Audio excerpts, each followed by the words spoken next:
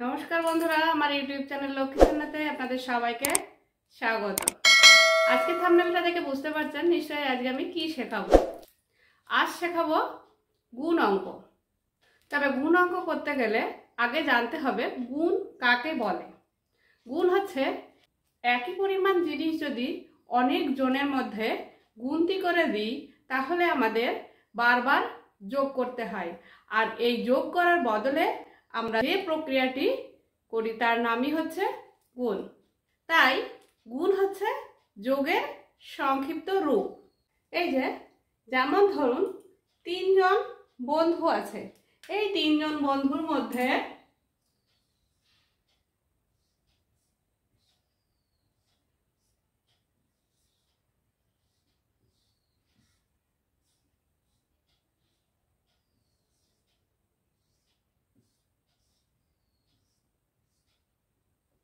এই যে তিনজন বন্ধু আছে, এই তিনজনের প্রত্যেককে আমি 4টি করে লজেন্স দিলাম।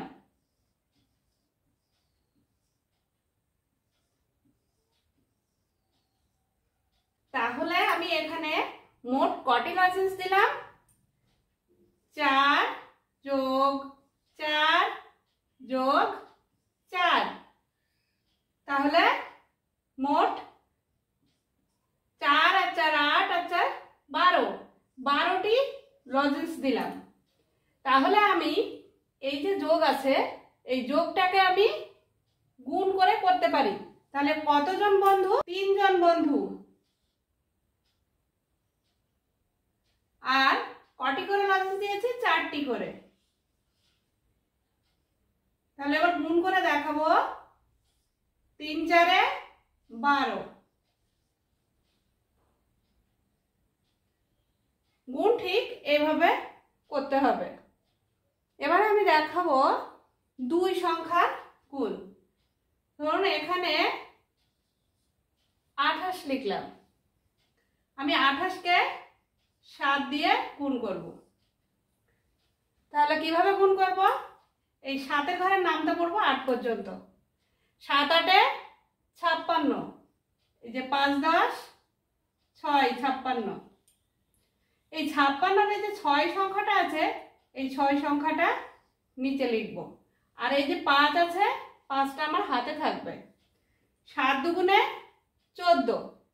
14 আর 5 15 16 17 18 19। আমি এখানে আরো একটি গুণ করে দেখাই। 39 25। তাহলে কিভাবে করব? 5 9 45। 45 এর 5 হাতে 4, 3 5 এ 15 16 17 18 19। এখানে আমি একটা গুণ চিহ্ন দিয়ে নেব। কেউ গুণ চিহ্ন দেয়, কেউ শূন্য দেয়। তো আমি গুণ চিহ্ন দিয়ে নিলাম। এবার 2 দিয়ে গুণ করব। 9 দুগুণে 18।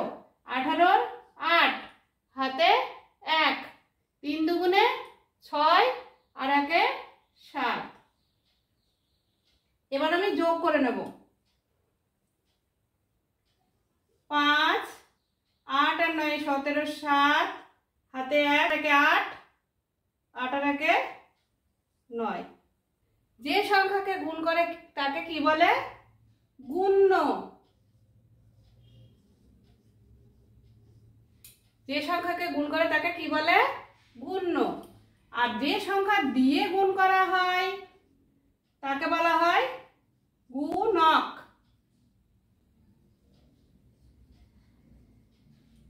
আর গুণ করে যে ফল বেরোয় তাকে কি বলে?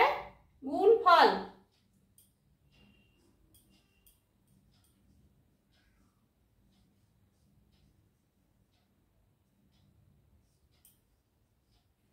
তাহলে গুণ করে যে ফল বেরোয় তাকে কি বলে?